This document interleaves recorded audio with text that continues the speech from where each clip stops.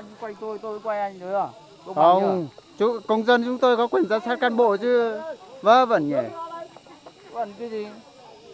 Dân quay mình có quyền quay, ai cũng chả là công dân Việt Nam. À thế à, hôm nay anh đến đây à để chiếm đất hay là thế nào nhỉ?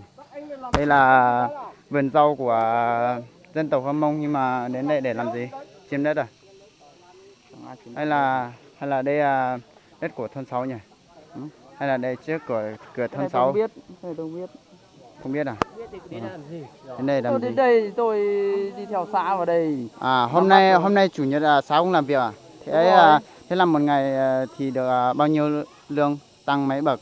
Cái này tôi không lương phải ấy. nói với anh là gì cả. Xã nếu mà làm thêm một chủ nhân nữa thì chắc là được tiền nhiều.